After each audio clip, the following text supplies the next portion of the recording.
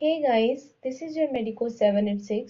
आज सिर्फ 2 मिनट में समझेंगे spermatogenesis versus oogenesis on NCERT based. सबसे पहले बात करते हैं स्पर्मेटोजेनेसिस की।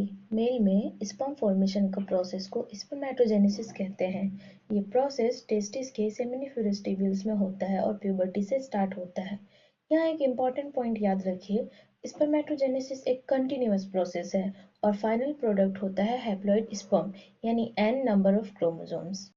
प्रोसेस स्टार्ट होता है स्पर्मेटोगोनिया से। ये माइटोसिस से बनता है primary spermatocyte which is diploid.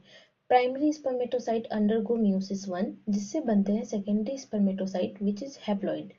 Meiosis 2 के बाद मिलते हैं 4 स्पर्मेटिड जो स्पर्मियोजेनेसिस से बन जाते हैं 4 स्पर्म्स और फाइनली स्पर्मिएशन में ये स्पर्म ट्यूब्यूल से रिलीज होते हैं। अब बात करते हैं oogenesis की। फीमेल में मैच्योर ओवम फॉर्मेशन को oogenesis कहते हैं। इसका साइट होता है ओवरी और ये प्रोसेस एम्ब्रियोनिक लाइफ में ही स्टार्ट हो जाता है।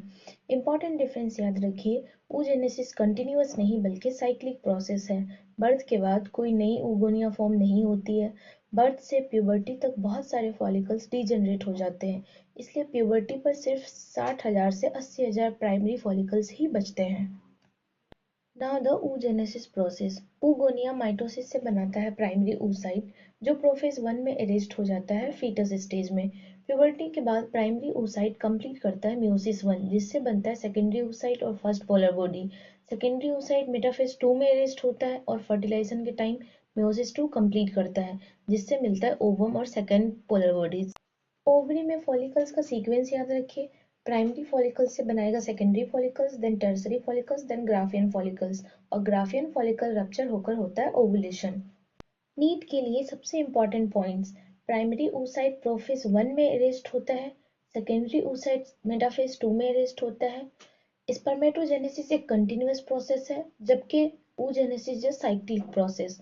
और याद रखिए, एक स्पर्मेटोगोनिया से 4 स्पर्म बनते हैं लेकिन एक ओगोनिया से सिर्फ एक ओवम बनते हैं।